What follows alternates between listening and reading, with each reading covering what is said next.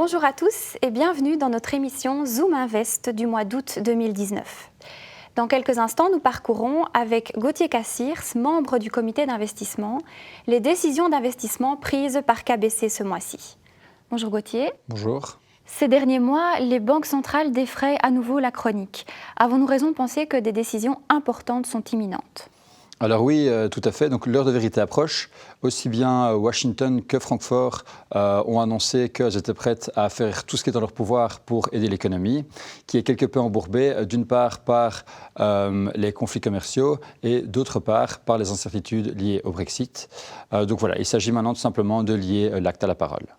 Et les banquiers centraux feront-ils ce que l'on attend d'eux ? C'est un peu ce que nous craignons. Donc le recul marqué des taux obligataires montre que les attentes du marché sont très élevées.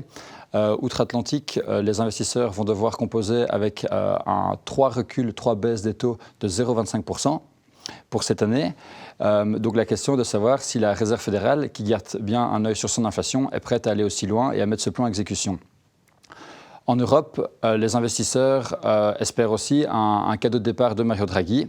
Et donc, dans ce cas-là, c'est vrai qu'une baisse des taux de dépôt et un relance des programmes d'achat d'obligations semblent inévitables pour éviter une déception des investisseurs.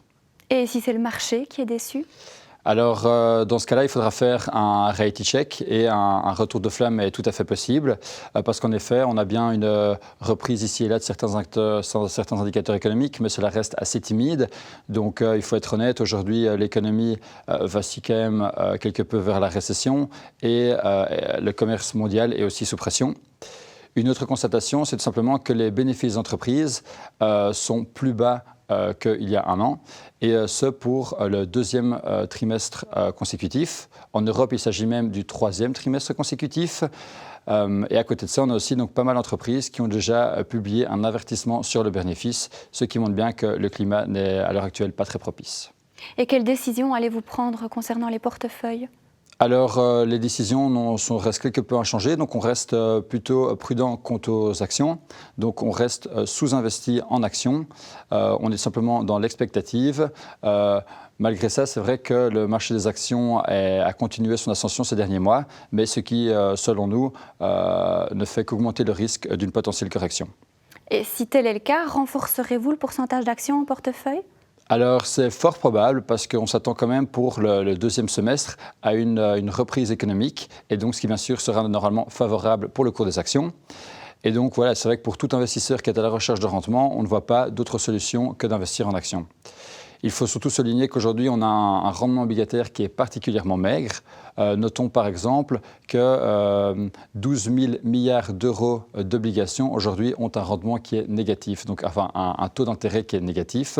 Et donc là-dedans, il y a 40% d'obligations d'État et un quart, donc 25% aussi, d'obligations d'entreprise avec une notation sûre. Donc ce qui veut dire que là aussi, c'est loin d'être alléchant. Y a-t-il de nouveaux thèmes ou accents à placer dans les portefeuilles ? Non, pas vraiment. Donc, en ce qui concerne les obligations, comme je l'ai mentionné, donc les rendements sont très maigres. Malgré tout, on conseille de faire attention pour les investisseurs qui sont à la recherche de hauts rendements et donc d'éviter une trop haute exposition au risque. Et donc, seul un portefeuille bien diversifié, libellé en monnaie à haut rendement, semble du coup justifié. En ce qui concerne les actions, on reste un peu dans l'expectative.